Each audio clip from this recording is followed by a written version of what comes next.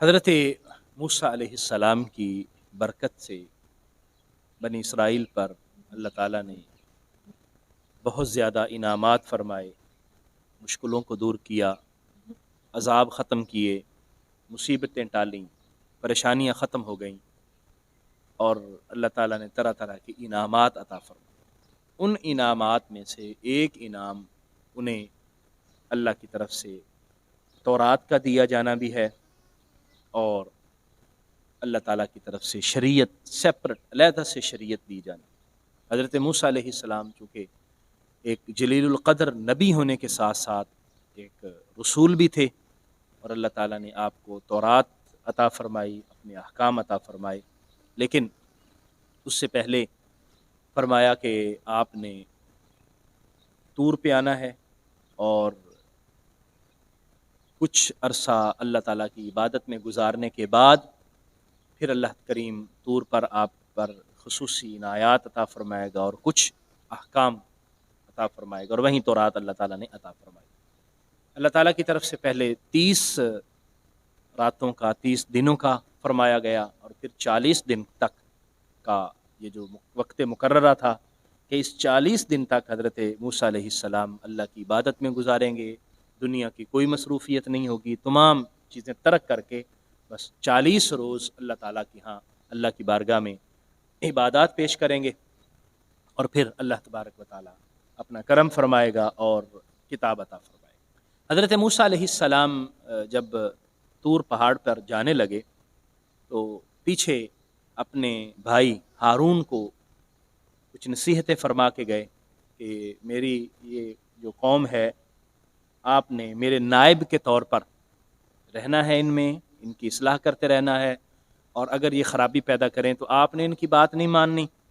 ہمیشہ ان کو درست راہ کی طرف گامزن رکھنا ہے اور ان کی تربیت کرتے رہنا ہے۔ جب حضرت موسیٰ علیہ السلام آپ تشریف لے گئے تو پیچھے قوم، چونکہ بنی اسرائیل تھے فسادی لوگ اور جلدی ہی نافرمانی کی طرف راغب ہو جانے والے، تو انہوں نے وہی کیا۔ حضرت موسیٰ علیہ السلام تشریف لے گئے تو 40 جو دن آپ کے وقت مقررہ تھے اللہ کی عبادت، اللہ کے حضور پیش، یہاں پر یہ جو 40 راتیں اور 40 دن کا ذکر ہے، یعنی 40 راتوں کا ذکر فرمایا گیا ہے۔ ہمارے اہل تصوف جو اولیاء کرام ہیں وہ عام طور پر کسی وظیفہ کے لیے یا کوئی بھی اللہ تعالیٰ کی بارگاہ میں کسی خاص عبادت کو پیش کرنے کے لیے 40 دن کا وقت مقرر کرتے ہیں، اپنے مریدین کی اصلاح کے لیے کچھ وظائف ان کو بتاتے ہیں، اوراد بتاتے ہیں، اور ان کے لیے 40 دن کا وقت مقرر کرتے ہیں۔ تو اصل میں وہ یہ آیہ مبارکہ ان کی بنیاد ہے کہ اللہ تعالیٰ نے حضرت موسیٰ علیہ السلام سے 40 دن کا فرمایا، تو پہلے 30 دن پھر 40 مکمل ہو گئے، تو 40 کا جو عدد ہے یہ اللہ تعالیٰ کی بارگاہ میں حضوری کے لیے ایک خاص عدد، تو کوئی اوراد، کوئی وظائف، اور اس طرح اللہ کی بارگاہ میں عبادت جب 40 روز تک پیش کی جاتی ہے تو اس میں خاص رحمتیں، برکتیں شامل حال ہوتی ہیں، جس کا حضرت موسیٰ علیہ السلام کے اس واقعہ کے ہمیں سبق میں۔ حضرت موسیٰ علیہ السلام جب اللہ کی بارگاہ میں گزارش کرتے ہیں دیدار کے لیے، تو اللہ تبارک و تعالی حضرت موسیٰ علیہ السلام سے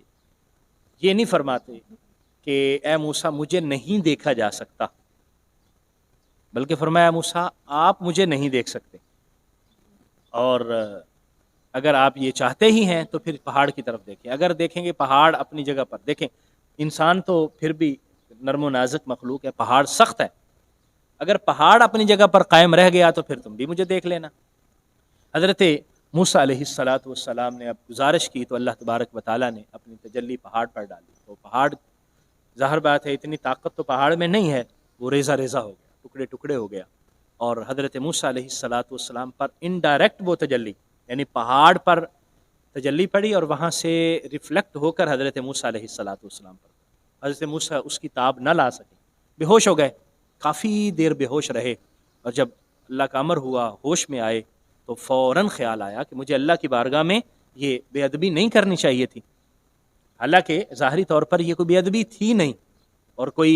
غلط سوال بھی نہیں تھا، کوئی گناہ بھی نہیں تھا، اللہ تعالیٰ کی دیدار کی تمنا، اللہ تبارک و تعالیٰ کی زیارت کے لیے گزارش کرنا، یہ ایک خیر والی بات ہے، اور ایسی بات ہے جس کی ہر محبت کرنے والے کے دل میں خواہش ہوتی ہے کہ جس سے وہ محبت کرتا ہے اپنے محبوب کو دیکھے، اس کا دیدار کرے۔ تو یہ کوئی ایسی بات نہیں تھی، لیکن ان کو محسوس ہوا کہ یہ جو زیارت ہے یا یہ جو دیدار ہے، یہ کم از کم اس دنیا میں میرے لیے نہیں تھا، اس لیے مجھے یہ بات نہیں کرنی چاہیے تھی۔ اللہ کی بارگاہ میں توبہ کی اور اپنے ایمان لانے والا ہونے کا اقرار کیا۔ ظاہر بات ہے، جو نبی ہوتا ہے وہ سب سے پہلے مومن ہوتا ہے، تبھی آگے امت ایمان لانے والی ہوتی ہے۔ تو اس آیہ مبارکہ سے ہمیں کچھ چیزیں سمجھنے کو ملتی ہیں۔ ایک تو یہ کہ اللہ کریم اپنا بے کیف کلام اپنے بندوں سے فرماتا ہے، انبیاء کرام سے ڈائریکٹ بھی کلام ہوا، فرشتوں کے ذریعے بھی ہوتا ہے۔ حضرت موسیٰ علیہ السلام کلیم اللہ تھے، ان کے ساتھ کلام کا بار بار ذکر قرآن میں آیا ہے۔ نبی رحمت صلی اللہ علیہ وآلہ وسلم کے ساتھ اللہ تعالیٰ نے ڈائریکٹ کلام فرمایا، یعنی وحی کے مختلف جو طرق ہیں یا مختلف جو ذرائع ہیں، ان میں سے ایک ذریعہ اللہ کا ڈائریکٹ کلام بھی ہے جو اپنے نبی کے ساتھ اور اپنے رسول کے ساتھ اللہ فرماتا ہے۔ اور دوسرا یہاں سے ہمیں یہ علم ہوا کہ حضرت موسیٰ علیہ السلام کا گزارش کرنا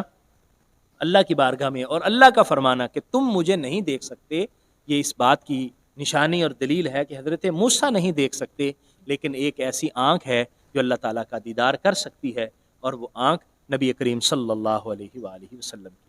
کیونکہ اللہ تعالیٰ نے یہ نہیں فرمایا کہ مجھے نہیں دیکھا جا سکتا، فرمایا تم نہیں دیکھ سکتے۔ تو ہمارے مفسرین و علماء فرماتے ہیں کہ نبی کریم صلی اللہ علیہ وسلم نے معراج کی رات بغیر کسی پردے کے اللہ تعالیٰ کا دیدار کیا۔ اس کی کیفیات کیا تھی ہم اس سے آگاہ نہیں ہیں، لیکن دیدار کیا۔ اسی طرح دوسرا یہاں یہ فرمایا گیا کہ پہاڑ کی طرف دیکھو، تو اس کا مطلب یہ ہے کہ اللہ تعالیٰ نے جب پہاڑ پر تجلی ڈالی تو یہ تجلی ڈالنا ممکن ہے۔ قرآن مجید کی اور آیات مبارکہ سے اس کا ثبوت ہے، احادیث مبارکہ میں بھی اس کا ثبوت ہے۔ نبی کریم صلی اللہ علیہ وآلہ وسلم نے خود ارشاد فرمایا کہ کل قیامت کے دن اللہ کریم کی زیارت ہوگی، اللہ کا دیدار ہوگا، جنت میں اہل جنت اللہ کا دیدار کریں گے اور اللہ کے دیدار سے شاد کام ہوں گے۔ تو حضرت موسیٰ علیہ السلام کے اس واقعے سے ہمیں یہ بھی، اور پھر حضرت موسیٰ علیہ السلام پر جب اللہ تعالیٰ کے انوار و تجلیات پڑھے تو آپ بے ہوش ہو گئے۔ اس سے ہمیں یہ سمجھ بھی آتی ہے کہ اللہ کے انوار و تجلیات اپنے اپنی استطاعت کے مطابق جو بندوں پر نازل ہوتے ہیں، نبی پر بھی، رسول پر بھی اور اولیاء کرام پر بھی، اور ان کیفیات کے مطابق آگے جو اللہ کا بندہ ہوتا ہے، وہ نبی اور رسول ہو، وہ اس کو برداشت کرتا ہے۔ نبی کریم صلی اللہ علیہ وسلم پر جب وحی ہوتی تھی تو حضور علیہ السلام کے سخت سردی میں بھی حضور کو پسینہ آ جایا کرتا تھا، اور حضرت سیدہ عائشہ صدیقہ فرماتی ہیں کہ آپ کے ماتھے پر پسینے کے قطرے جو ہے وہ ایسے، یعنی اتنی زیادہ روحانیت اور اس کے اندر اتنی زیادہ طاقت ہوتی ہے۔ تو بعض اوقات ایسا ہوتا ہے کہ اللہ کے کسی نیک بندے پر جب وہ ذکر کر رہا ہو، اللہ تبارک و تعالیٰ کی یاد میں مصروف ہو، تو اس پر جب یہ انوار و تجلیات نازل ہوتے ہیں تو ایک وجدانی کیفیت طاری ہو جاتی ہے۔ کبھی وہ رونے لگ پڑتا ہے، کبھی اس کے جسم پر کپ کپی طاری ہو جاتی ہے، کبھی اس کو پسینہ آ جاتا ہے، کبھی بے ہوش بھی ہو جاتا ہے، اور کبھی اٹھ کر جو ہے وہ اچھلنے کودنے بھی لگتا ہے، کبھی اس کی ایسی کیفیات بھی ہوتی ہیں جس طرح حضرت موسیٰ علیہ السلام بے ہوش ہو گئے۔ تو اس کو وجد کہتے ہیں، یعنی اللہ کے انوار و تجلیات کا بندے پر نازل ہونا اور اس سے بندے کے جسم پر مختلف کیفیات کا وارد ہو جانا، یہ وجد ہوتا ہے، اور یہ آیہ مبارکہ سے ہمیں ثابت ہو رہا ہے، اور ہمیں پتہ چلتا ہے کہ اللہ کے انوار و تجلیات کے نازل ہونے پر انسان کی مختلف کیفیات ہو سکتی ہیں۔ وہ بے ہوش بھی ہو سکتا ہے، وہ رو بھی سکتا ہے، اور جسم کے اوپر کپ کپی کا طاری ہونا، بے اختیار انسان کا اٹھ کھڑے ہونا اور اٹھ کے بھاگنا دوڑنا، اس طرح کی کیفیات بھی ہو سکتی ہیں۔ تو اس لیے ہمیں اس چیز کا انکار نہیں کرنا چاہیے۔ یہ مختلف کیفیات ہوتی ہیں جو اللہ تبارک و تعالیٰ کے انوار و تجلیات کے نازل ہونے پر بندے پر طاری ہو سکتی ہیں۔ اعوذ باللہ من الشیطان الرجیم، بسم اللہ الرحمن الرحیم، وَلَقَدْ يَسَّرْنَا الْقُرْآنَ لِلذِّكْرِ فَهَلْ مِن مُدَّكِرٍ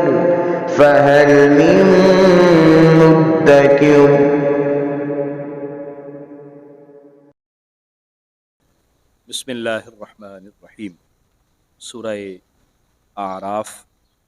آج 70واں رکوع شروع کریں گے۔ رکوع نمبر 17 ہے سورہ اعراف کا، اور 142 نمبر آیہ مبارکہ ہے۔ 7واں رکوع ہے 9ویں پارے کا۔ اعوذ باللہ من الشیطان الرجیم، بسم اللہ الرحمن الرحیم۔ وواعدنا موسیٰ 30 لیلة واتممناها ب10 فتم میقات ربہ 40 لیلہ وقال موسیٰ لأخیہ ہارون اخلفنی فی قومی واصلح ولا تتبع سبیل المفسدین۔ حضرت موسیٰ علیہ السلام کی برکت سے بنی اسرائیل پر اللہ تعالیٰ نے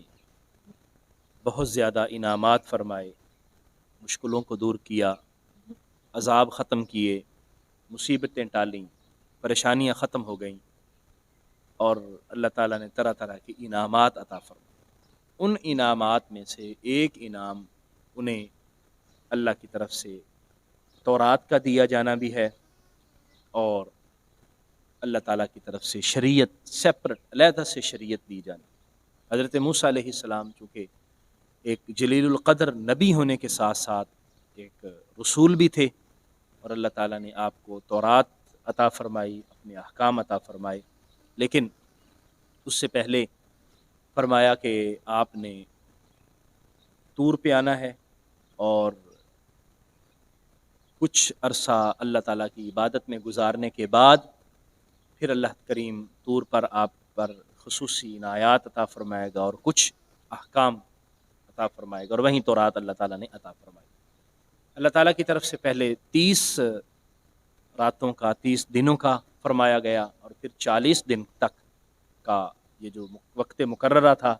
کہ اس 40 دن تک حضرت موسیٰ علیہ السلام اللہ کی عبادت میں گزاریں گے، دنیا کی کوئی مصروفیت نہیں ہوگی، تمام چیزیں ترک کر کے بس 40 روز اللہ تعالیٰ کی اللہ کی بارگاہ میں عبادات پیش کریں گے، اور پھر اللہ تبارک و تعالیٰ اپنا کرم فرمائے گا اور کتاب عطا فرمائے گا۔ یہاں اس کا ذکر ہے وواعدنا موسیٰ 30 لیلہ، اور ہم نے موسیٰ علیہ السلام کے ساتھ وعدہ کیا 30 راتوں کا، واتممناها ب10، اور ہم نے ان 30 راتوں کو مزید 10 کے ساتھ مکمل کر دیا۔ فتم میقات ربہ 40 لیلہ، بس آپ کے رب کا یعنی ان کے رب کا وقت مقرر 40 راتوں میں پورا ہوا، یعنی جو وقت مقرر فرمایا گیا تھا وہ 40 دن، یعنی اس میں 40 راتیں 40 دن ہو گئے، وہ مکمل ہوا۔ حضرت موسیٰ علیہ السلام جب طور پہاڑ پر جانے لگے تو پیچھے اپنے بھائی ہارون کو کچھ نصیحتیں فرما کے گئے کہ میری یہ جو قوم ہے، آپ نے میرے نائب کے طور پر رہنا ہے، ان میں ان کی اصلاح کرتے رہنا ہے، اور اگر یہ خرابی پیدا کریں تو آپ نے ان کی بات نہیں ماننی، ہمیشہ ان کو درست راہ کی طرف گامزن رکھنا ہے اور ان کی تربیت کرتے رہنا ہے۔ جب حضرت موسیٰ علیہ السلام آپ تشریف لے گئے تو پیچھے قوم، چونکہ بنی اسرائیل تھے فسادی لوگ اور جلدی ہی نافرمانی کی طرف راغب ہو جانے والے، تو انہوں نے وہی کیا۔ حضرت موسیٰ علیہ السلام تشریف لے گئے تو 40 جو دن آپ کے وقت مقررہ تھے اللہ کی عبادت، اللہ کے حضور پیش ہوئی۔ یہاں پر یہ جو 40 راتیں اور 40 دن کا ذکر ہے، یعنی 40 راتوں کا ذکر فرمایا گیا ہے، ہمارے اہل تصوف جو اولیاء کرام ہیں وہ عام طور پر کسی وظیفہ کے لیے یا کوئی بھی اللہ تعالیٰ کی بارگاہ میں کسی خاص عبادت کو پیش کرنے کے لیے 40 دن کا وقت مقرر کرتے ہیں، اپنے مریدین کی اصلاح کے لیے کچھ وظائف ان کو بتاتے ہیں، اوراد بتاتے ہیں، اور ان کے لیے 40 دن کا وقت مقرر کرتے ہیں۔ تو اصل میں وہ یہ آیہ مبارکہ ان کی بنیاد ہے کہ اللہ تعالیٰ نے حضرت موسیٰ علیہ السلام سے 40 دن کا فرمایا، تو پہلے 30 دن پھر 40 مکمل ہو گئے، تو 40 کا جو عدد ہے یہ اللہ تعالیٰ کی بارگاہ میں حضوری کے لیے خاص عدد، تو کوئی اوراد، کوئی وظائف، اور اس طرح اللہ کی بارگاہ میں عبادت جب 40 روز تک پیش کی جاتی ہے تو اس میں خاص رحمتیں، برکتیں شامل حال ہوتی ہیں، جس کا حضرت موسیٰ علیہ السلام کے اس واقعہ کے ہمیں سبق ملتا ہے۔ وقال موسیٰ لأخیہ، حضرت موسیٰ نے اپنے بھائی سے فرمایا، ہارون، اپنے بھائی ہارون سے فرمایا، اخلفنی فی قومی، میری قوم میں تم نائب بن جانا، واصلح، اور ان کی اصلاح کرنا، ولا تتبع سبیل المفسدین، اور فساد پھیلانے والوں کے راہ کی اتباع نہیں کرنی۔ جو لوگ بھی اگر فساد پھیلائیں گے، اصل میں تو حضرت موسیٰ علیہ السلام بھی اللہ کے نبی تھے اور حضرت ہارون بھی اللہ کے نبی تھے، لیکن اللہ کا نبی کبھی بھی جو فساد والی راہ ہوتی ہے اور جو غلط راہ ہوتی ہے اس پر کبھی بھی گامزن نہیں ہوتا اور نہ ہی اس کی اتباع کرتا ہے، لیکن یہ سمجھانے کے لیے بتایا گیا کہ یہ فسادی لوگ ہیں، تو آپ نے ایک تو ان کی بات نہیں ماننی، اور وہ یقیناً غلط بات نہیں مانیں گے۔ لوگوں کو سمجھایا گیا کہ جو غلط راہ ہے اس کی طرف تم نے نہیں جانا۔ وَلَمَّا جَاءَ مُوسَىٰ لِمِيقَاتِنَا، جب حضرت موسیٰ علیہ السلام ہماری وقت مقررہ کے لیے آئے، جب وقت مقررہ ہو گیا تو طور کے خاص جو مقام پر اللہ تبارک و تعالیٰ نے اپنے خاص انوار و تجلیات کا اظہار فرمانا تھا، وہاں روایات میں آتا ہے کہ خاص ایک ماحول، ایک روحانیت اور ایک کیفیات جو ہے وہ پیدا ہو گئی، اور حضرت موسیٰ علیہ السلام ایسی ایسی چیزیں دیکھ رہے تھے کہ جو عام حالات میں نہیں دیکھتے، فرشتوں کو دیکھ رہے تھے، جنت اور دوزخ دیکھ رہے تھے، اور باقی جو اللہ تعالیٰ کے خاص جو چیزیں ہیں، کلمات ہیں اللہ تعالیٰ کے، وہ مشاہدے میں تھے حضرت موسیٰ علیہ السلام۔ تو وہاں اللہ تعالیٰ نے خاص گفتگو بھی فرمائی حضرت موسیٰ علیہ السلام سے، وَكَلَّمَهُ رَبُّهُ، اور ان کے رب نے ان سے گفتگو فرمائی، قال ربی ارنی انظر الیک، جب حضرت موسیٰ علیہ السلام سے گفتگو ہوئی، ملاقات کے لیے آئے اور گفتگو ہوئی، تو جب چاشنی محسوس کی اللہ کے کلام کی، مٹھاس محسوس کی اور خاص انوار و تجلیات محسوس کی ہے، تو اللہ کی بارگاہ میں گزارش کی، مالک اب یہ جو صرف گفتگو ہے اور صرف کلام ہے، اب اس تک اکتفا نہیں کرنا چاہتا، تو کرم نوازی فرما، میں اس سے آگے بڑھنا چاہتا ہوں اور میں تیرا دیدار کرنا چاہتا ہوں، اپنا کرم فرما اور مجھے اپنا دیدار عطا فرما۔ قال ربی، عرض کی اے میرے رب، آرینی، مجھے اپنا دیدار عطا فرما، انظر الیک، میں تجھے دیکھنا چاہتا ہوں، میں تیرا دیدار کرنا چاہتا ہوں۔ قال، اللہ تعالیٰ نے فرمایا، لن ترانی، اے موسیٰ تو مجھے ہرگز نہیں دیکھ سکتا، ولکن انظر الی الجبل، اور لیکن تم پہاڑ کی طرف دیکھو، فإن استقر مکانہ، اگر وہ اپنی جگہ پر ٹھہر گیا، فسوف ترانی، تو پھر تم بھی مجھے دیکھ لو گے۔ حضرت موسیٰ علیہ السلام جب اللہ کی بارگاہ میں گزارش کرتے ہیں دیدار کے لیے، تو اللہ تبارک و تعالی حضرت موسیٰ علیہ السلام سے یہ نہیں فرماتے کہ اے موسیٰ مجھے نہیں دیکھا جا سکتا، بلکہ فرمایا موسیٰ آپ مجھے نہیں دیکھ سکتے، اور اگر آپ یہ چاہتے ہی ہیں تو پھر پہاڑ کی طرف دیکھیں، اگر دیکھیں گے پہاڑ اپنی جگہ پر، دیکھیں انسان تو پھر بھی نرم و نازک مخلوق ہے، پہاڑ سخت ہے، اگر پہاڑ اپنی جگہ پر قائم رہ گیا تو پھر تم بھی مجھے دیکھ لینا۔ فلما تجلی ربہ للجبل، اور جب اللہ تعالیٰ نے اپنی تجلی پہاڑ پر ڈالی، جعلہ دکا، تو اس کو ٹکڑے ٹکڑے کر دیا، وخر موسیٰ صعقا، اور موسیٰ بے ہوش ہو کر گر پڑے۔ فلما افاقا، جب حضرت موسیٰ ہوش میں آئے، قالا، تو عرض کی، سبحانک، تیری ذات پاک ہے، تبت الیک، میں تیری بارگاہ میں توبہ کرتا ہوں، وانا اول المؤمنین، اور میں ایمان لانے والوں میں سے اول ہوں، پہلا ایمان لانے والا ہوں۔ حضرت موسیٰ علیہ السلام نے اب گزارش کی، تو اللہ تبارک و تعالیٰ نے اپنی تجلی پہاڑ پر ڈالی، تو پہاڑ ظاہر بات ہے اتنی طاقت تو پہاڑ میں نہیں ہے، وہ ریزہ ریزہ ہو گیا، ٹکڑے ٹکڑے ہو گیا، اور حضرت موسیٰ علیہ السلام پر انڈائریکٹ وہ تجلی، یعنی پہاڑ پر تجلی پڑی اور وہاں سے ریفلیکٹ ہو کر حضرت موسیٰ علیہ السلام پر، حضرت موسیٰ اس کی تاب نہ لا سکے، بے ہوش ہو گئے، کافی دیر بے ہوش رہے، اور جب اللہ کا امر ہوا ہوش میں آئے تو فوراً خیال آیا کہ مجھے اللہ کی بارگاہ میں یہ بے ادبی نہیں کرنی چاہیے تھی، حالانکہ ظاہری طور پر یہ کوئی بے ادبی تھی نہیں اور کوئی غلط سوال بھی نہیں تھا، کوئی گناہ بھی نہیں تھا، اللہ تعالیٰ کی دیدار کی تمنا، اللہ تبارک و تعالیٰ کی زیارت کے لیے گزارش کرنا، یہ ایک خیر والی بات ہے اور ایسی بات ہے جس کی ہر محبت کرنے والے کے دل میں خواہش ہوتی ہے کہ جس سے وہ محبت کرتا ہے اپنے محبوب کو دیکھے، اس کا دیدار کرے. تو یہ کوئی ایسی بات نہیں تھی، لیکن ان کو محسوس ہوا کہ یہ جو زیارت ہے یا یہ جو دیدار ہے یہ کم از کم اس دنیا میں میرے لیے نہیں تھا، اس لیے مجھے یہ بات نہیں کرنی چاہیے تھی. اللہ کی بارگاہ میں توبہ کی اور اپنے ایمان لانے والا ہونے کا اقرار کیا. ظاہر بات ہے جو نبی ہوتا ہے وہ سب سے پہلے مومن ہوتا ہے، تبھی آگے امت ایمان لانے والی ہوتی ہے. تو اس آیہ مبارکہ سے ہمیں کچھ چیزیں سمجھنے کو ملتی ہیں. ایک تو یہ کہ اللہ کریم اپنا بے کیف کلام اپنے بندوں سے فرماتا ہے. انبیاء کرام سے ڈائریکٹ بھی کلام ہوا، فرشتوں کے ذریعے بھی ہوتا ہے. حضرت موسیٰ علیہ السلام کلیم اللہ تھے، ان کے ساتھ کلام کا بار بار ذکر قرآن میں آیا ہے. نبی رحمت صلی اللہ علیہ وآلہ وسلم کے ساتھ اللہ تعالیٰ نے ڈائریکٹ کلام فرمایا. یعنی وحی کے مختلف جو طرق ہیں یا مختلف جو ذرائع ہیں ان میں سے ایک ذریعہ اللہ کا ڈائریکٹ کلام بھی ہے جو اپنے نبی کے ساتھ اور اپنے رسول کے ساتھ اللہ فرماتا ہے. اور دوسرا یہاں سے ہمیں یہ علم ہوا کہ حضرت موسیٰ علیہ السلام کا گزارش کرنا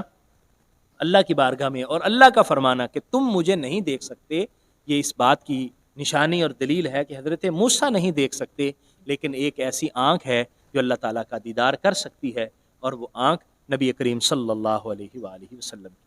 کیونکہ اللہ تعالیٰ نے یہ نہیں فرمایا کہ مجھے نہیں دیکھا جا سکتا، فرمایا تم نہیں دیکھ سکتے. تو ہمارے مفسرین و علماء فرماتے ہیں کہ نبی کریم صلی اللہ علیہ وسلم نے معراج کی رات بغیر کسی پردے کے اللہ تعالیٰ کا دیدار کیا. اس کی کیفیات کیا تھی ہم اس سے آگاہ نہیں ہیں، لیکن دیدار کیا. اسی طرح دوسرا یہاں یہ فرمایا گیا کہ پہاڑ کی طرف دیکھو. تو اس کا مطلب یہ ہے کہ اللہ تعالیٰ نے جب پہاڑ پر تجلی ڈالی تو یہ تجلی ڈالنا ممکن ہے. قرآن مجید کی اور آیات مبارکہ سے اس کا ثبوت ہے، احادیث مبارکہ میں بھی اس کا ثبوت ہے. نبی کریم صلی اللہ علیہ وآلہ وسلم نے خود ارشاد فرمایا کہ کل قیامت کے دن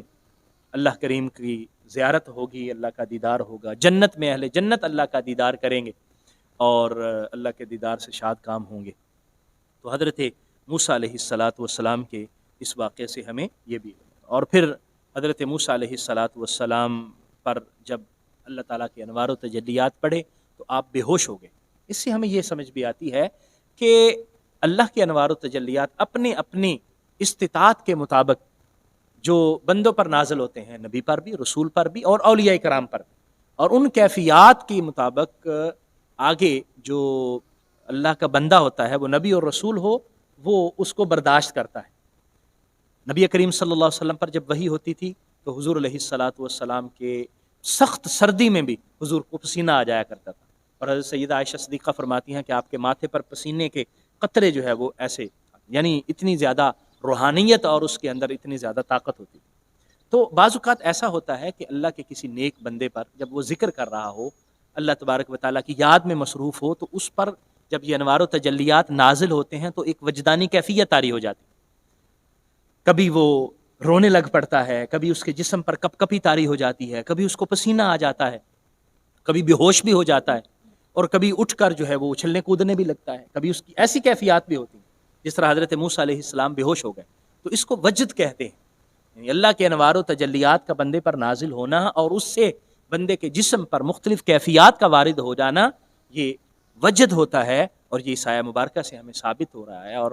ہمیں پتہ چلتا ہے کہ اللہ کے انوار و تجلیات کے نازل ہونے پر انسان کی مختلف کیفیات ہو سکتی ہیں. وہ بے ہوش بھی ہو سکتا ہے، وہ رو بھی سکتا ہے، اور جسم کے اوپر کپ کپی کا طاری ہونا، بے اختیار انسان کا اٹھ کھڑے ہونا اور اٹھ کے بھاگنا دوڑنا، اس طرح کی کیفیات بھی ہو سکتی ہیں. تو اس لیے ہمیں اس چیز کا انکار نہیں کرنا چاہیے. یہ مختلف کیفیات ہوتی ہیں جو اللہ تبارک و تعالیٰ کے انوار و تجلیات کے نازل ہونے پر بندے پر طاری ہو سکتی ہیں. اللہ کریم ہمیں سمجھنے کی توفیق عطا فرمائے. آمین. و آخر دعوایا ان الحمد للہ رب العالمین.